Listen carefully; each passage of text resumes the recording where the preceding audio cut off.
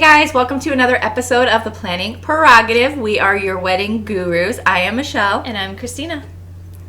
Cheers to another episode. Today we are going to talk to you about how to squash your pre-wedding jitters.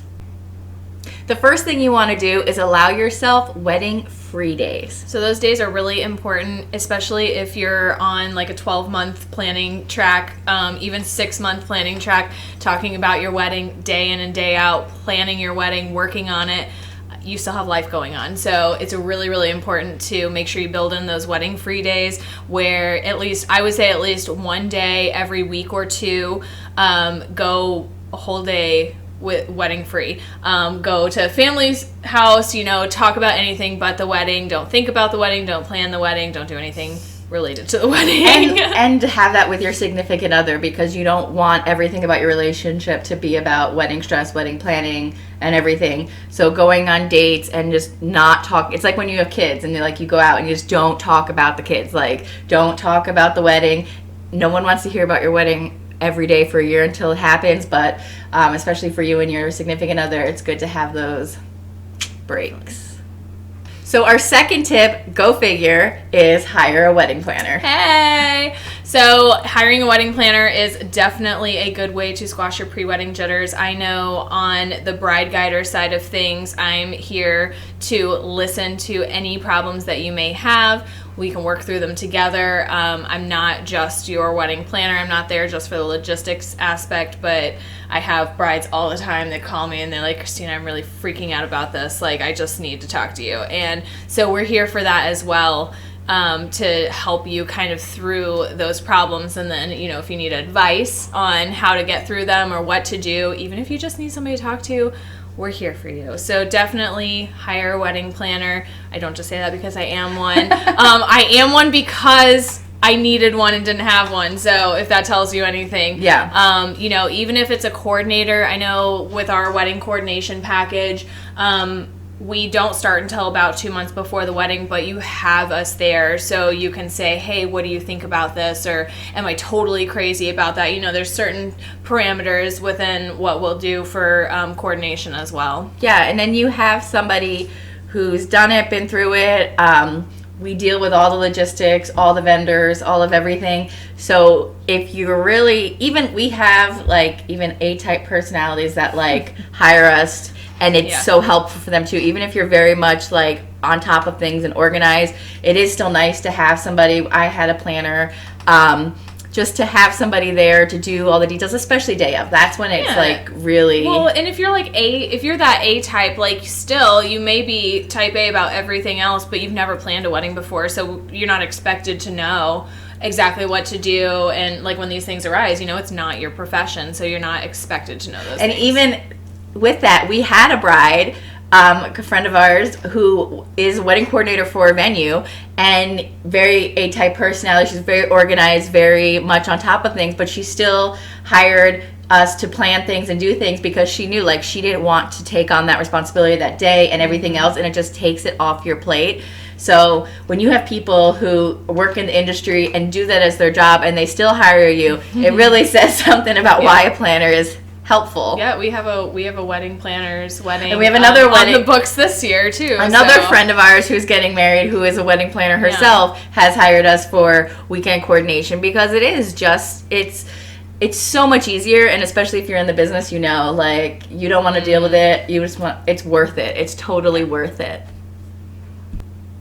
Our next tip is to go over the plan of the day in advance. So it's definitely helpful, even if you do have a wedding coordinator, to know the plan. I know that I am that type where I have to know what's going on, exactly how it's going to happen, and that will really help relieve your stress and your anxiety as it gets closer, as it approaches. It's it's nothing to be ashamed of that you want to know what's happening on your wedding day. So as a coordinator, as a planner, we always, the week of the wedding, we go through all the final details with a couple. We talk about what's happening, when it's happening. We have a very, very, very detailed timeline, probably stuff on there that no one is ever going to need in their life. But we go over that with the bride and with the moms and anybody that's really involved, just to say, hey, this is what's happening. We're on top of it. just so you know how it's going to go, and that will really help relieve some of your stress and anxiety as well. Yeah, no surprises, no hiccups. Yeah. But yeah, you don't want to show up day of and just be like, oh, okay, what's going to happen now? Like, yeah, you want to know in advance, and it's going to relieve your stress. And if you have a planner, that'll help relieve it too. But just going over it and knowing ahead of time, you'll feel a little bit less, like you won't be thinking of everything while you're standing on the altar saying your vows, Yeah. you know? Yeah. So make sure to do that. All right, so listen to us when we say acknowledge your anxiety and own your feelings. It's definitely an important part of planning. It's an important part of life. Yeah. Definitely. So check out the Bride Guider, because that is something I'm doing with life coaching with a bride focus. And if you're really stressed and anxious and you just don't know how to shake it, go over to the Bride Guider. That's what I do. We will get on calls. We'll go through your anxiety, your stress, figure out, pinpoint what is creating it, work through it together. I'm there for you. But definitely you want to own your anxiety, own your feelings. You don't want to just push it away and have distractions, because distracting it is just going to pop up later. It's not going to eliminate it entirely. So definitely own those feelings. It's okay. It's normal. Yeah, it's normal it's totally to be normal. anxious. It's even like normal to have like cold feet and stuff. There's a lot happening. There's a lot going on. So don't ignore those feelings. Acknowledge it and work through it. Planning a wedding is very stressful, whether you have a wedding planner or not. It's a big life change. It's a huge thing. It's not just It's one of the wedding. biggest parties of that you're ever going to And plan. it's your life. It's like, yes, you're planning this big event that everyone is coming to, but like you're also planning the rest of your life, and it's a big chapter that you're starting. And so of course you're going to have anxiety. Of course you're going to have all these feelings. So you want to be able to just You don't want to push it to the side. Yeah, you want to own it. You don't want to push it to the side for later, because that's not going to be good, because then you're going to be like the week before the wedding and it's all going to come back up and you're really going to be freaking out. Yeah, and you don't want to stress over every little detail. You want to be able to get to a point where like planning it is fun, whether you're with a planner or not. You're planning a fun thing. Don't let it overtake your life. Don't let it, don't turn into a bridezilla. Like you don't need to, it's a cliche, but you don't need to do that. Like it doesn't have to be that stressful. Okay, so following up on that is make sure you have somebody that you can talk to. Yeah, you definitely want a neutral party, whether it's your wedding planner, your therapist, friends, family, whoever you can talk to. I know we are definitely neutral parties when it comes to that. I mean, we talk brides through everything from honeymoon plans to dress alterations to food, anything that they're stressing about. But it helps to have someone to talk to that will just listen and not necessarily always try to give you advice or try to tell you what to do, but maybe you just need a listening ear. Say like, oh my gosh, this is driving me nuts. We need that. Everybody needs that. Yeah, because you're going to have people that are going to tell you like, oh, you should do this, oh, you should do that, oh, don't do this, don't do that. You're going to have family issues. You're going to have there's always things that come up when you're planning a wedding. You have two families coming together. There's always going to be issues. There's going to be drama. This person doesn't want, or is upset that they're not in the wedding, or this person doesn't like the bridesmaids' dresses, or whatever. We've seen it all, and it's going to feel uber stressful to you. But at the end of the day, it's not that huge of an issue when it comes to your wedding. So make sure you have somebody that you can talk to that isn't, whether it be a parent, a friend, or anybody, but, like she said, somebody neutral, somebody that's not, going to tell you what you have to do, should do. Yeah. But listen. I mean, and on top of that, as wedding planners, I sometimes have couples that don't completely utilize me. I'm there to, whatever you're stressing about, we're there to listen, and if you need guidance, then fine. I've had brides that don't come to me with something until a month or two later, and then they're like, I don't know what to do, and I'm like, look, you got to come to me, because I don't know. I can't help if I don't know. And so that's what we're here for, is we're just here to be a soundboard sometimes for anything, anything wedding related. And most things we can help with and handle, even family issues at a wedding, we can be that person to keep people apart. We have a questionnaire for that. What would you do? Seriously. So there's so many things that we can help with that, I don't want Uncle Jim next to, Aunt Susie or whatever, we can help facilitate those things. So it's not something you have to stress and worry about on your own, whether you have a planner or not. There's, reach out to somebody and talk, because this is a happy time. Okay, so a big one a lot of people don't really think about is you're planning your marriage, not just your wedding. Yeah, I mean, why are we planning this in the first place? Because you're marrying the love of your life. And so you definitely want to think about planning your marriage and not just the day of the wedding. If there's some tension going on during wedding planning, like, you definitely want to work on that and feel it and, you know, get through it, because it's not just going to go away after the wedding. You know, that's most likely some tension that's going to stay there. So make sure that you're planning your marriage as well. How are you going to work through these things in married life? Because you're marrying this person for the rest of your life. And so you're going to have to work through those things. So just think about the marriage aspect of it. Yeah, you want to include your significant other in things. I mean, it's very cliche that, like, the woman gets everything she wants and the man just has to say yes. I mean, there's compromise there, you know, it's both your weddings, you know. Yes, sometimes the woman gets the last say on something, but, you know, you want to plan it together. You want to enjoy it. You don't want to go into a marriage in a stressful wedding situation because, you know, one person is doing everything they want and the other person doesn't want anything to do with it. Yeah. So you want to make sure that, you know, you're doing it as a team and you're starting off your life together. I think I put up a quote that says, "Today a bride, tomorrow a wife." So just think of that. Next, you need to give yourself time to decompress. This is really important. However you decompress, relieve your anxiety, forget your stresses, whether it's guided meditations or journaling or spa days. Or adult coloring. Or adult coloring puzzles. This girl just did a puzzle today. But whatever you do to decompress, I definitely recommend guided meditations. It's helped me a lot with my breathing and just my focus and calming down.